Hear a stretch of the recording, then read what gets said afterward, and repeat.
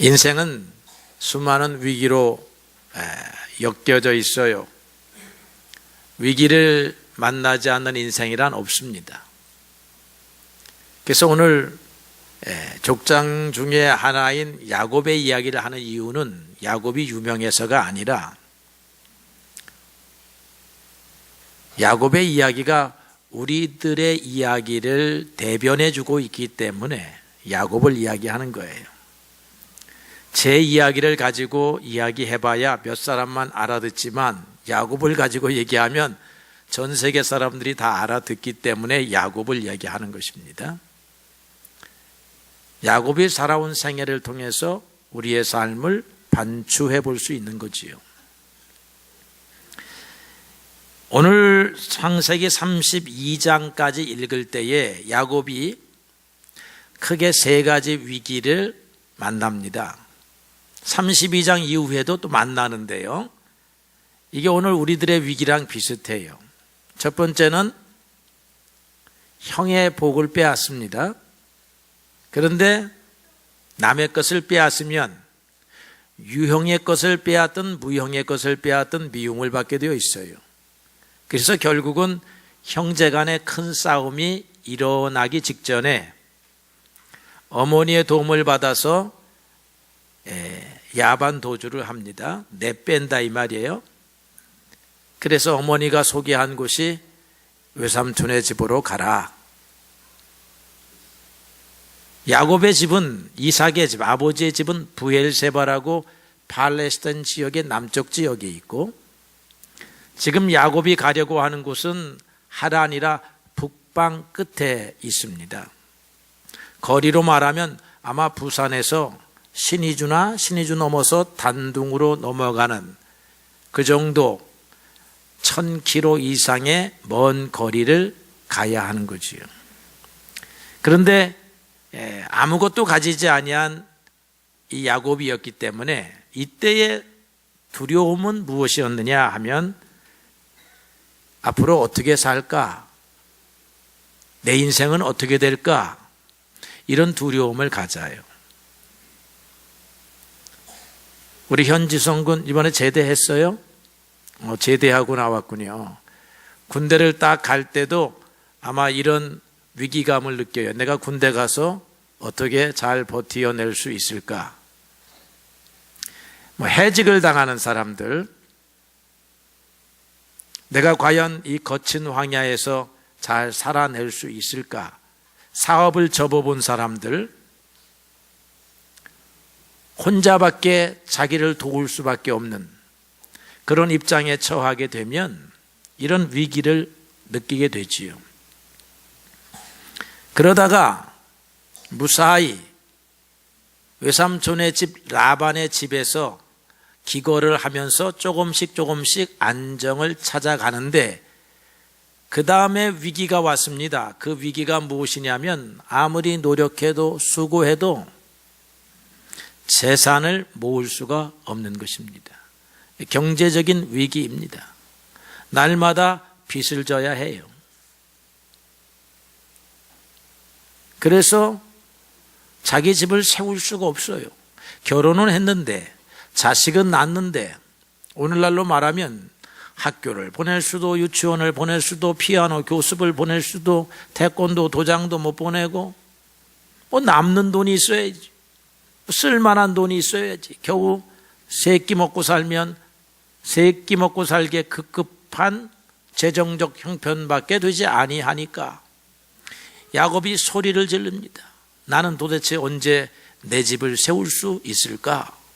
내 집을 좀 어떻게 부자로 좀 만들 수 있을까? 내 하고 싶은 대로 자녀들을 양육할 수 있을까? 그런데 그 위기의 근원이 누구냐 하면 주인 노릇을 하는 장인이요 외삼촌이지요. 그러니까 이건 무엇을 말하느냐 하면 장인이요 외삼촌도 좋은 주인 노릇 안 해주는데 여러분 세상에서 좋은 주인 만난다는 거 그거 굉장히 어려운 일입니다. 오늘 그 재벌들의 갑질의 이야기가 나오는데 이 좋은 주인의 모습이 아니잖아요. 재벌들만의 문제가 아니고 인생이 그렇습니다. 좋은 주인, 제가 주인들하고 만나보면 종업원 칭찬하는 주인 못 만나봤고, 종업원들하고 얘기하면 주인 칭찬하는 종업원 못 만나봤습니다. 다 입장이 달라요. 주인의 입장으로 보니까 종 노릇하는 일꾼들은 농땡이를 치는 것 같고, 일꾼이 되어서 주인을 보니까 우리의 수고는 알아주지 아니하고 자기의 탐욕만 채우는 주인 같고, 이러니까 뭐 갈등과 싸움이 있을 수밖에 없는데, 어쨌든 가진 것이 없었던 우리들이나 야곱은, 야, 내가 수고를 하는데 한 달에 양 5마리는 받아야 될 것 같은데 이게 어떻게 잘못돼 가지고 2마리밖에 못 받아서 이걸 가지고는 살기가 어렵다, 이렇게 생각을 하는 것이요. 이게 우리들이 직장 전선 일터에서 당하는 위기감입니다. 그런데 이런 위기는 뭐 그런 대로 견디면서 참아나갈 수 있어요. 근데 오늘 우리가 성경 32장에서 읽은 이 위기는 죽음에 대한 위기입니다. 이제 죽게 되었구나, 그런 위기예요. 돈을 못 버는 것도 죽음의 위기랑 가깝기도 하고, 혼자 멀리 방랑의 길을 가는 것도 죽음의 위기와 가까운데, 지금 이 야곱은 부자가 되어 있어요. 아내가 4입니다. 자녀가 11명입니다. 많이 가졌단 말이에요. 많이 가졌는데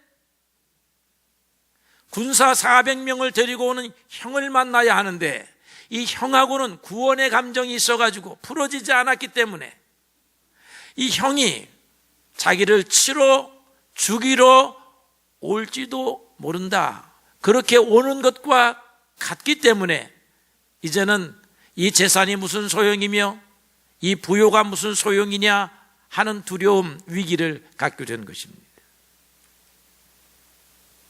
그래서 야곱은 이 두려움 때문에 강을 못 건너고 있어요. 양떼는 다 건너보냈는데, 자녀들도 다 건너보내고 가족들도 건너보냈는데 본인은 못 건너고 있습니다.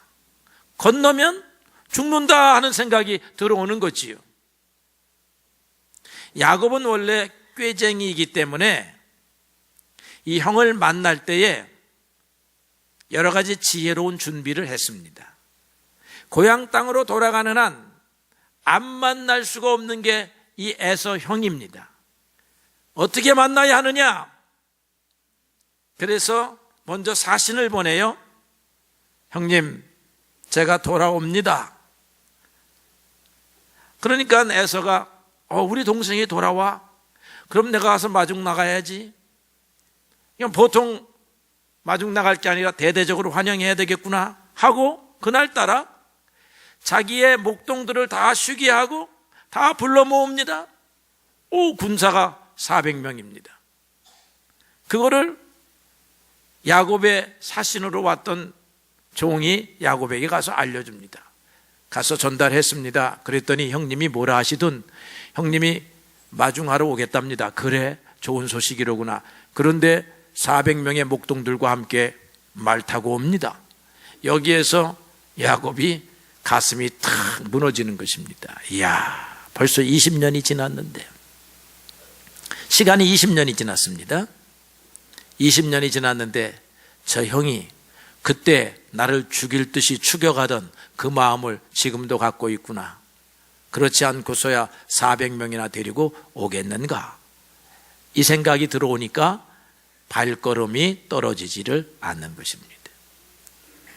그래도 머리는 돌아가서 종들을 다 불러 모읍니다.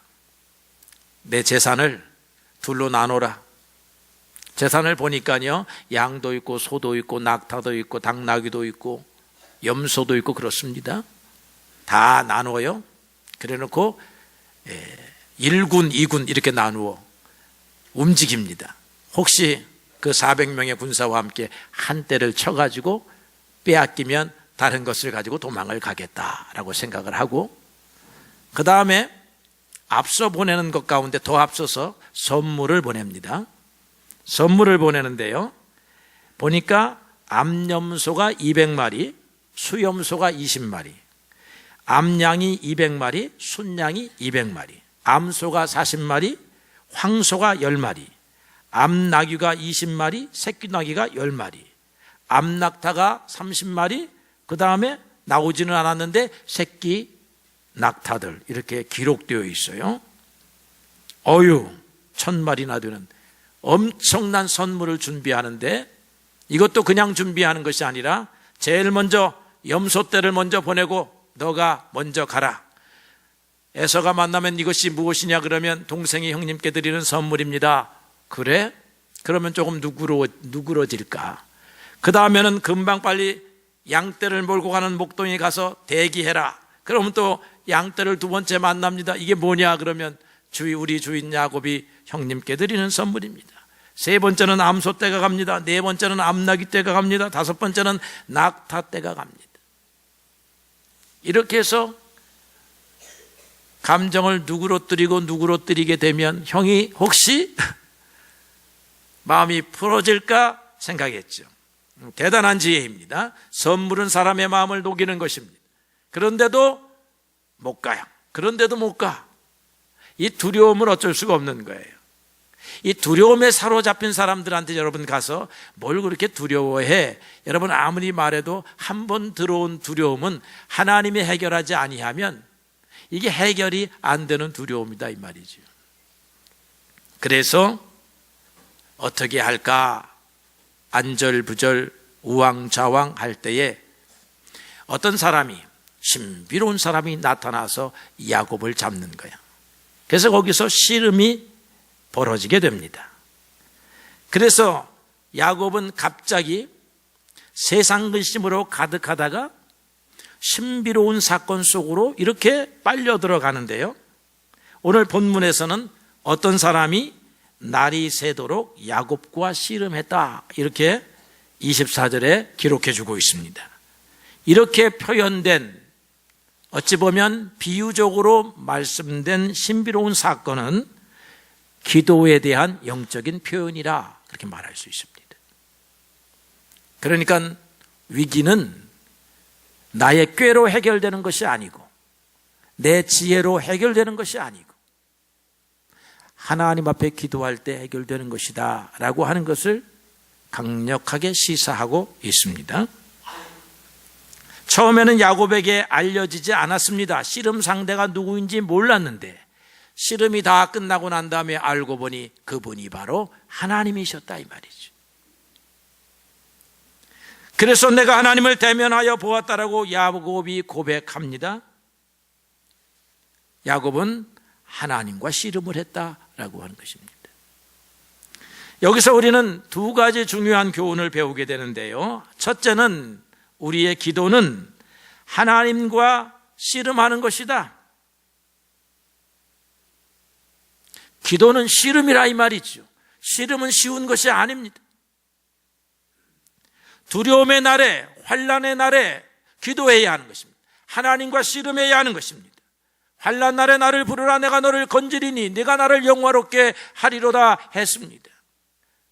환난이 오고 두려움이 와서 앞으로도 가지 못하고 뒤로도 가지 못할 때에 여러분들은 하나님과 씨름해야 한다라고 하는 것입니다. 두 번째로 우리가 배워야 할 교훈이 있어요. 그것은 야곱이 먼저 씨름을 한 것이 아니고 어떤 사람이 나타나서 씨름을 하게 된 것입니다. 적극적으로 씨름한 게 아니라 수동적으로 씨름을 하게 되었습니다. 이 말은 기도하지 않을 수 없는 상황이 저절로 왔다라고 하는 말입니다. 여러분 보통 어떤 때 기도합니까? 평상시에 기도하는 사람은 목사 같은 사람이에요. 그런 사람 목사가 돼야 돼. 평상시에 기도하는 사람은, 기도하기를 즐겨하는 사람은. 그런데 대부분의 성도들은 어떤 때 기도합니까? 환난이 왔을 때, 이때 이것만 깨달아도 대단한 성도입니다. 그때도 기도 안 하는 사람들 많죠. 평상시에는 기도하지 아니하다가 이야 이거는 기도밖에 없구나라고 하는 때가 와요. 그때 무릎을 꿇는 거, 이게 수동적 기도인데 이때라도 기도하면 되는 거예요. 그래서 기도는 나에게서 멀리 떨어져 있는 하나님, 나에게 좀 제발 오십시오 라고 요청하는 게 아니고 항상 내 앞에 와 계시는 주님을 발견하는 거예요. 그리고 그분의 손을 붙잡는 것입니다. 주님은 우리와 멀리 떨어져 있는 분이 아니라 내 옆에 계시는 분이라 이 말이에요. 나에게 눈을 들이대시고 주시하시는 분이시요, 귀를 기울여 내 말을 들으려고 준비하고 계시는 분이시요, 당신의 환한 얼굴빛을 당장이라도 비추어 주려고 준비하고 계시는 분이신데 사람들이 이 주님을 알지 못하고 살아가는 것이지요. 그래서 기도는 근본적으로 우리가 필요해서 하는 것이 아니라 하나님이 필요하다라고 하여 시작돼요. 이 말이 무슨 말이냐 하면 하나님은 네가 이제 기도해서 나랑 교제하려고 하는구나, 그거 대견하네, 이렇게 하시는 분이 아니라 너 좀 제발 기도해라, 좀 기도하는 사람이 되라, 내가 지금 너의 상대로 와 있다. 하나님의 필요가 있어요. 하나님이 우리 사람들을 기도하는 사람으로 만들고 싶어 하신다 이 말이죠. 그래서 기도가 이루어지는 거예요. 여러분들이 오늘 환난 때가 되었던 평상시가 되었던 기도한다라고 하는 것은 하나님이 여러분들에게 기도하는 사람으로 만들어야 되겠다 생각하고 기도하고 싶은 마음을 주시든지 두려움의 상황 속에 무릎을 꿇게 만들어서 기도하게 하시더라 이 말이죠. 그래서 여러분, 기도도 자랑할 것이 아닙니다. 하나님이 나로 하여금 기도하게 하셨다라고 영광을 돌리면 되리라 생각합니다. 기도의 씨름이 일어나서 결론이 났습니다. 결론이 났는데 오늘의 결론이 뭐냐면 하나님께서 내가 이겼다 이렇게 선언을 했어요. 판정을 했습니다. 내가 졌다라고 말한 거죠. 내가 졌다. 하나님이라 졌다고 표현하기가 어려운가 봐요. 그러니까 내가 이겼다 이렇게 표현을 하셨어요. 이 말을 우리가 문자 그대로 이해하기가 어렵습니다. 세상에 하나님을 이길 상대가 없는데 하나님을 이긴 사람이 나타났습니다. 이것은 축복을 간절히 원하는 야곱의 기대와 연결지어 생각해 보면 그 뜻은 이렇게 해석됩니다. 드디어 하나님이 복을 주시기로 결정했다. 너에게 줬다. 내 소원대로 되게 하겠다. 이런 뜻이 된다 이 말이에요. 이것을 우리가 예수님의 사건에서 빗대어 볼 수 있습니다. 예수님이 어떤 가나안 여인, 수로보니게 족속의 여인과 만납니다. 이 여인이 예수님에게 와서 복을 주십시오, 내 딸을 치료해 주십시오라고 하니까 예수님이 나는 유대인들에게 왔지 이방인들에게 오지 않았다. 너에게 줄 것이 없다. 그렇게 말합니다. 이 여인이 거기에 실망하지 아니하고 유대인들에게 주고 남은 부스러기가 있다면 그것 좀 주십시오라고 말하지. 그때 예수님께서 네 믿음이 크구나 라고 말씀하셨는데 오늘 야곱에게 말씀하시는 하나님의 말씀으로 빗대어 보면 내가 이겼다, 너의 소원을 들으리라, 이런 뜻입니다. 예수님께서 기도하시는데 이런 비유로 가르치셨어요. 어떤 사람이 있는데 친구가 왔다, 밤늦게 와서 보니까 먹지 못하고 와서 먹을 것을 주려고 하는데 내 부엌에는 먹을 것이 없으니 이웃집을 찾아갑니다. 이웃에게 찾아가서 문을 두드려요. 친구요, 저녁 때 남은 떡덩어리, 밥덩어리가 있으면 좀 다오 말하는데 친구가 소리 지르는, 문을 두드리는 이 옆집 사람에게 말합니다. 이 친구야, 밤이 12시야. 우리는 다 이불 펴고 누웠어. 왜 시끄럽게 소란해? 내일 와. 그렇게 말하는 것입니다. 그런데 이 친구는 지금 시장에서 허기져서 굶어 죽겠다고 하는 사람을 위해서 또 두드립니다. 두드려. 그러니까 바자마 바람에 찾아 나옵니다. 야, 너를 이길 수가 없구나. 졌다 하고서는 밥을 갖다 주더라 이 말이에요. 그래서 이겼다라고 하는 이 선언은 하나님께서 내 소원대로 될 것이다 라고 하는 응답으로 이해가 되는 것입니다. 이 야곱의 끈질긴 강청, 이게 오늘 우리가 기도에서 배워야 할 것이다 라고 하는 거죠. 어떤 왕이 있는데 현자들을 모아가지고 이 무지한 백성들에게 잘 살게 하는 방법을 찾아오너라 그렇게 말했어요. 그래서 현자들이 논의하고 논의해서 책 한 권을 만들어 왔습니다. 잘 사는 방법. 네, 왕이 딱 읽어보더니 너무 길다, 줄여 갖고 오너라. 그래가지고 그 책을 줄여서 단편 소설전, 단편집, 에세이집 10몇 페이지짜리로 줄여왔습니다. 이것도 길어, 한마디로 할 수가 없냐? 라고 말하는 거죠. 그래서 현자들이 논의 끝에 한마디를 만들어냈다고 하는데, 그것이 무엇이냐? 세상에는 공짜가 없다 라고 하는 말입니다. 여러분, 이 말만 하나 잘 기억해도 우리가 잘 살 수 있다는 말이에요. 세상의 현자들이 한마디로 말할 때 공짜는 없다를 알고 열심히 하라는 것입니다. 그러면 은혜는 공짜이냐? 하나님의 은혜는 공짜로 받느냐? 하나님의 은혜는 값없는 것이기 때문에 그렇게 우리가 오해할 수 있어요. 그런데 하나님께서 우리에게 은혜를 주시려고 대가를 치르셨어요. 가장 비싼 대가, 당신의 아들을 희생시켜셔서 만들어낸 은혜입니다. 그럼 이 은혜는 그렇기 때문에 마음대로 가져다 쓰느냐? 절대로 아닙니다. 기도에 씨름을 해야 된다, 기도에 땀을 흘려야 된다 이 말이에요. 믿음에 땀을 흘려야 된다 이 말이죠. 오늘 믿습니다 라고 하면 이게 믿음이냐? 그게 아니고, 안 되어도 믿고, 사닥다리 타고 올라가다 굴러 떨어져도 믿고, 인내하고 땀 흘리고, 그래서 믿음의 열매를 따는 거예요. 하나님의 응답을 받는 것입니다. 기도하지 아니하고 참아보지도 아니하고 오늘 하나님을 믿었는데 안 되었네 하는 불신과 원망의 마음 가지고 하나님의 은혜를 받을 수 있는 게 아닌 것입니다. 그래서 항상 기도하라, 쉬지 말고 기도하라, 그렇게 말씀하고 있습니다.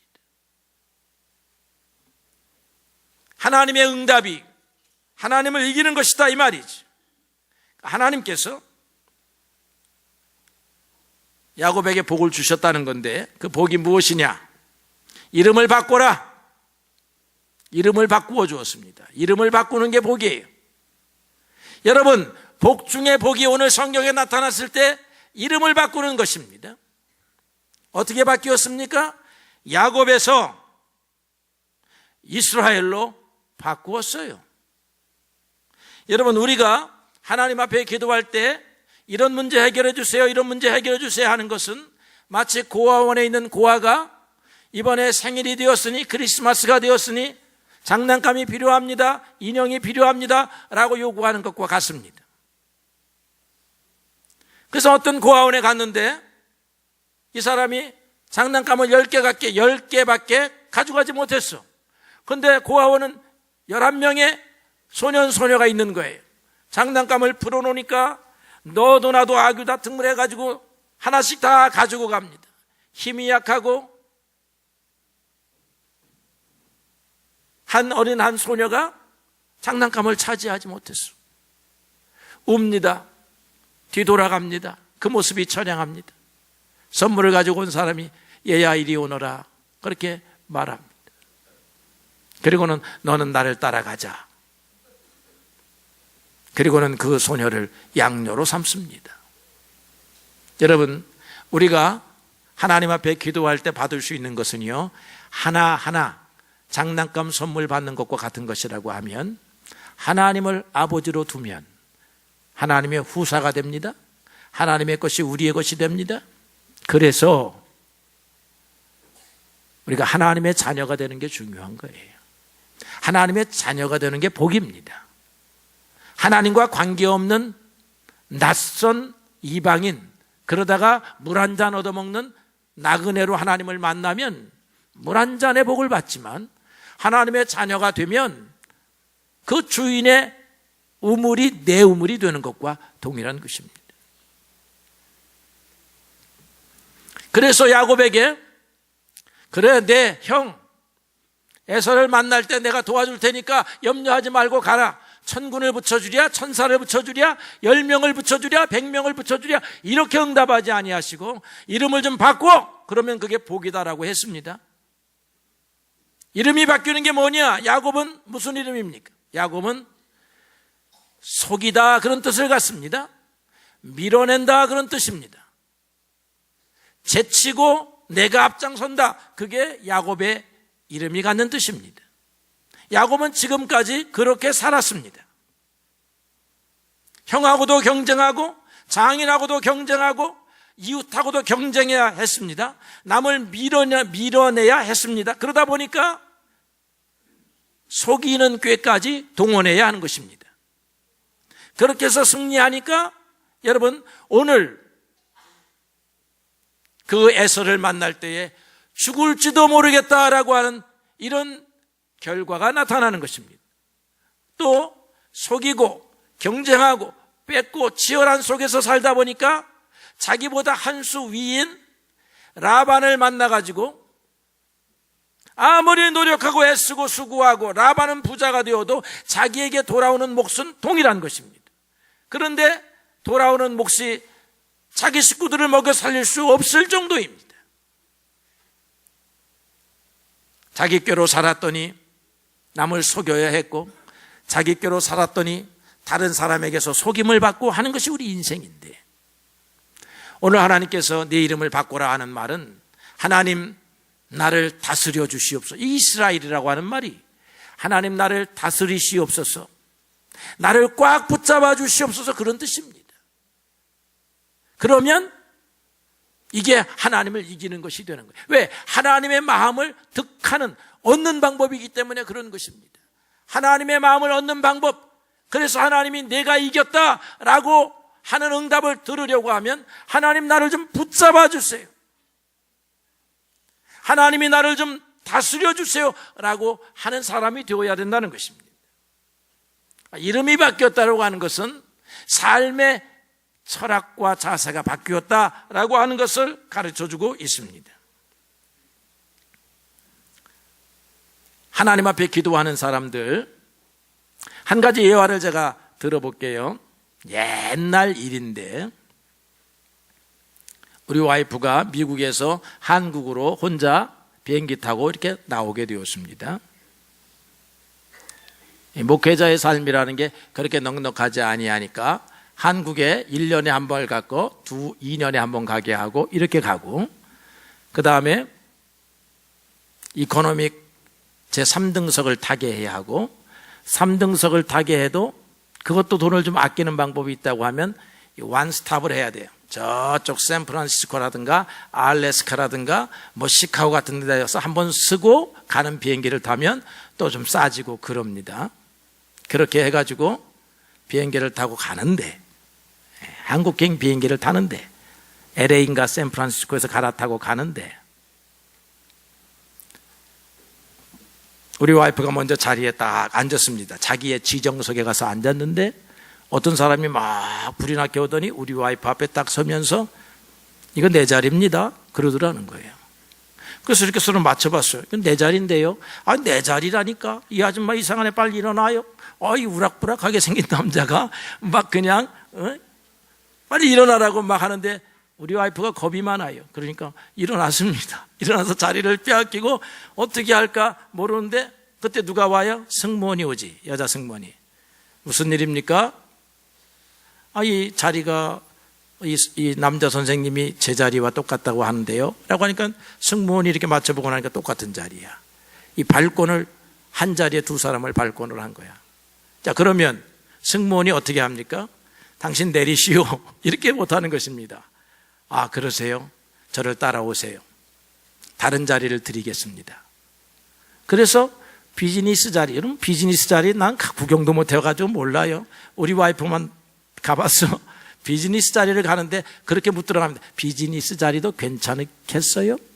네 자리가 원래 아니다 이거야. 어? 지금 너 자리를 빼앗겼으니까 비즈니스 자리를 주는데 그 사람들 말이 비즈니스 자리로 가니까 좋죠? 이게 아니라 비즈니스 자리도 괜찮겠어요? 라고 묻더라는 것입니다.